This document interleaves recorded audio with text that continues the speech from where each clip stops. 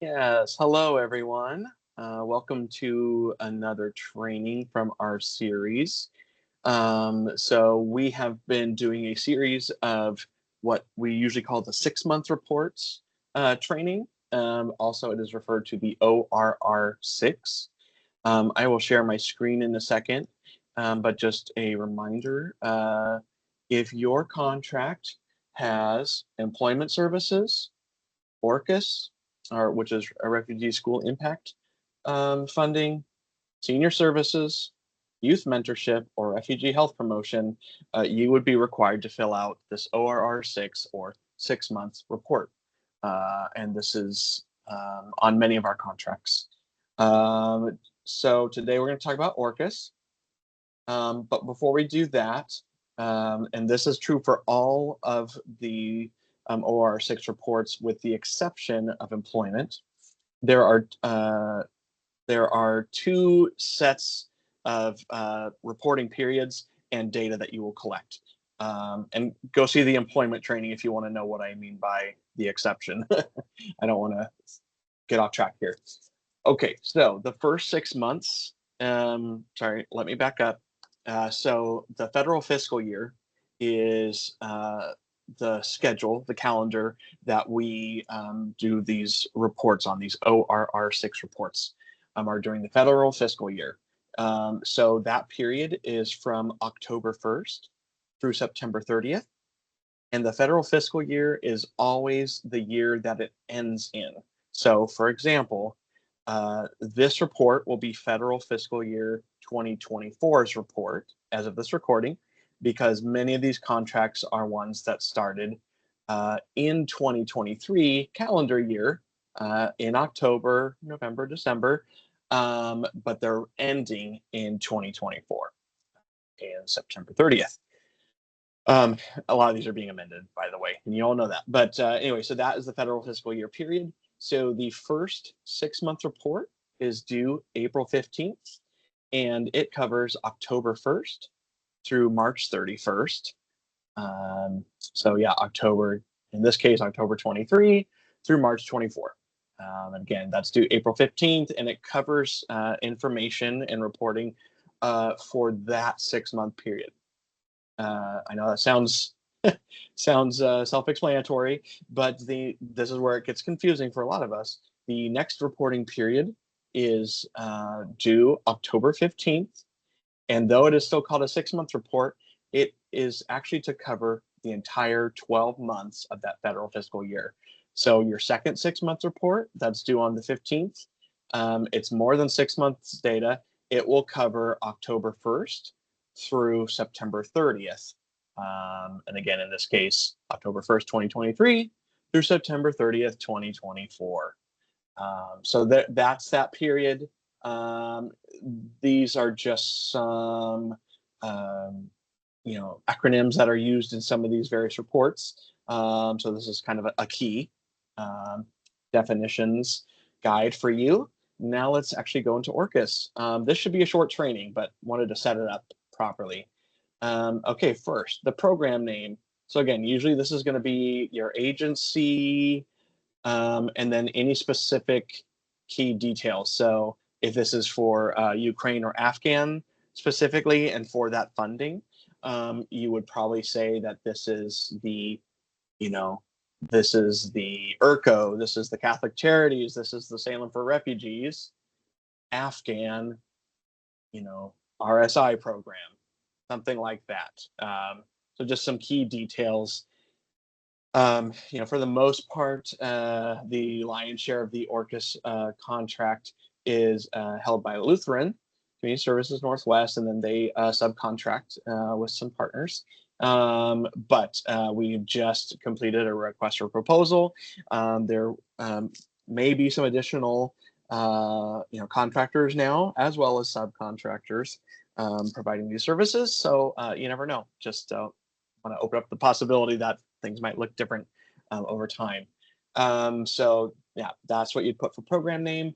Reporting period, you would either put that October through March period for the first 6 months, which is reporting period 1, or you would put the October through September period, which is reporting period 2, the whole 12 months of the federal fiscal year. And like I said before, federal fiscal year is the year that it ends in.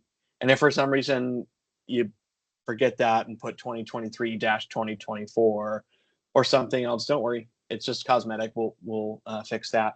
Make sure you get a final copy of the report if we make some really small kind of cosmetic changes again. State grantee, Oregon is the state, obviously. And then grantee should say sub-grantee, and that's where you would put in your organization name. And then the date is the date you submit it. So again, we hope to receive the first 6-month report by April 15th of each year, or the next business day, if the 15th were to fall on a weekend. And then for the 12-month or that reporting period 2, we would want to receive by October 15th to cover up to September. So anyway, hope that all makes sense. Probably gave too much clarification there, but let's move on. So that's just kind of the header there. Okay, I got some notes here. So type of participant. So this could seem a bit confusing, potentially, but again, RSI, so Refugee School Impact Funds, can also support parents, and so your total number served during that 6-month period would likely be a combination of students and parents. Trending wise, we are seeing mostly students served reported here.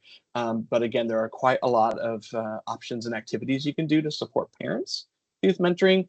So again, whatever your total number is in that 6 months, total of unduplicated people served, you would note that here in combination of parents and youth. And then these numbers here should line up with these numbers here. So these numbers shouldn't be less and they shouldn't be more than whatever your unduplicated number is here, because this just clarifies and breaks down the type of provider you are and the number served by you as a provider. Okay, so now your contract coordinator, at least at this time, because we're not currently contracting with school districts to provide RSI, your contract coordinator will probably hide these 3 here. So hide, probably going to hide that because those fields are to be filled out by the contractor type you are. So it's, what were they again? It was, so kindergarten through 5th grade, so elementary school essentially. 6th through 8th grade, middle school, and then 9th through 12th, high school. So again, we're not contracting currently with schools and school districts. So you would likely be currently, you're likely going to be either a resettlement agency. So you would report your number next to a resettlement agency, or if you are a community-based organization, which some of our subcontractors are, you would enter your information in here. So anyway, yep, this number again should match this, and you report next to what type you are. So you're not calling out every single provider that provides these services. You're just calling out what type of organization you are and how many you served, just to clarify this section here. So let's see if I missed any notes. Yes. Okay. Subcontractor. Okay.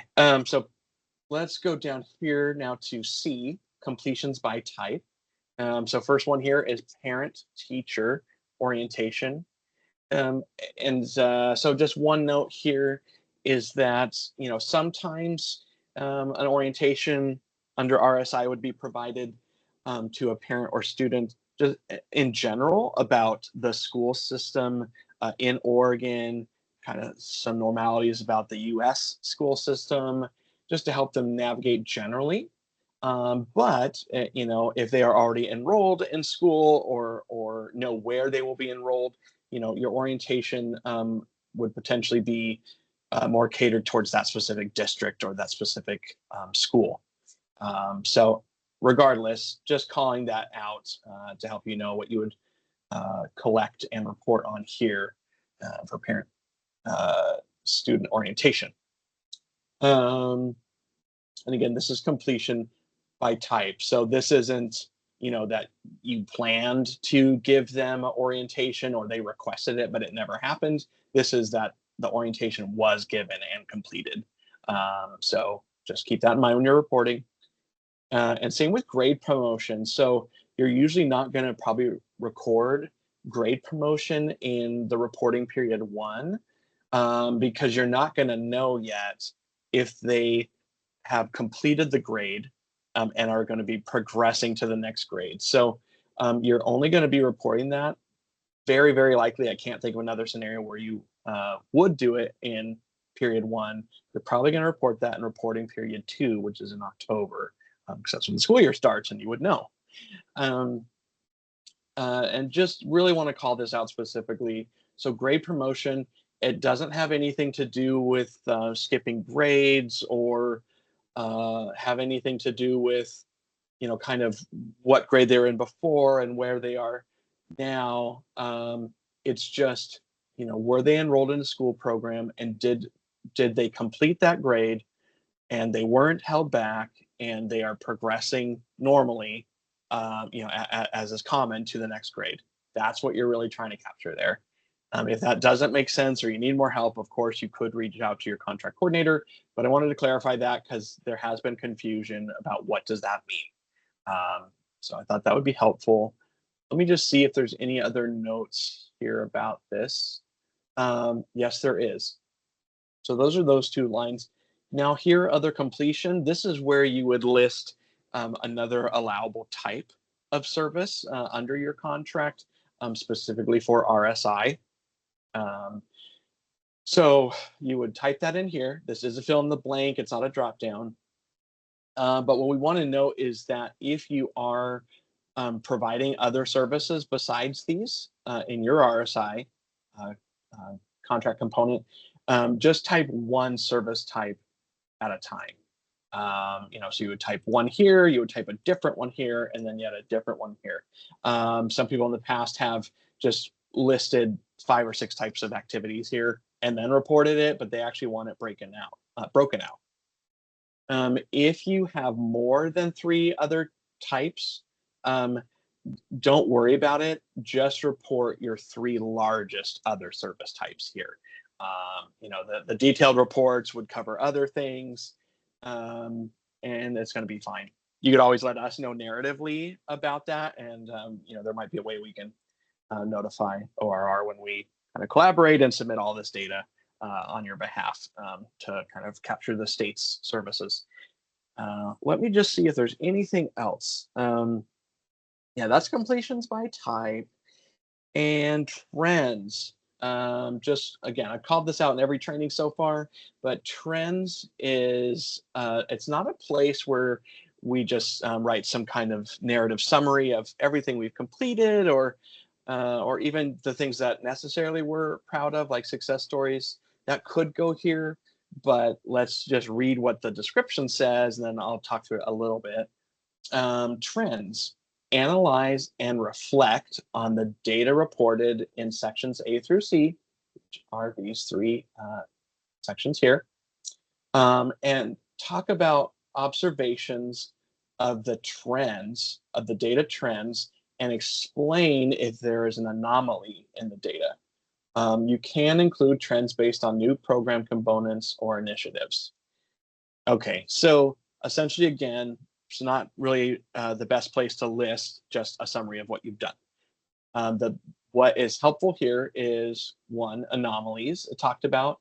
So if for some reason, and again, I don't know what the scenario would be, and you could talk to your coordinator about it if you feel strongly about it. But again, like this number here should break down, but still match this number here.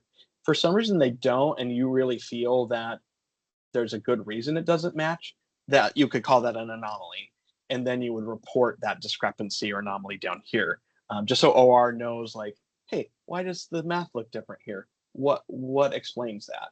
And they'd love to hear that from you. That's a sample of what an anomaly could be. Data trends. So like one that we've seen is that there's kind of a downtrend in parents requesting or maybe even receiving orientations from RSI programming. Um, but there's kind of an increase in schools requesting help and essentially requesting that we try to provide um, those orientation services to prepare the family for enrollment and just navigating the system. So that could be an example of a trend you could report there, and it is something that has been reported to us and makes sense, and it's something ORR would like to know.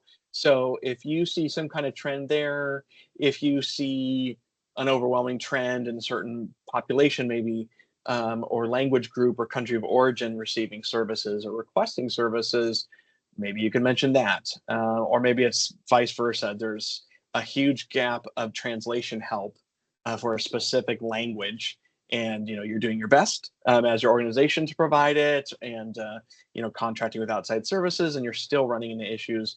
You could report something like that there. So again, if there's any big picture trends or emerging needs or emerging problems and challenges, you could note that here to help OR just get a picture of the state and where they could help and where we're struggling. Maybe they can't help, but still helpful to discuss that and just have all of us understand what's happening in the program. So we appreciate that kind of commentary there. So I think that essentially wraps this up. I will be getting this training out to you shortly, and thank you again for joining us. We have one training left, and this will be shared with all of you to help you with your ORR-6 or 6-month report training. 6-month reports. So thanks so much. Take care. Have a great day. Goodbye.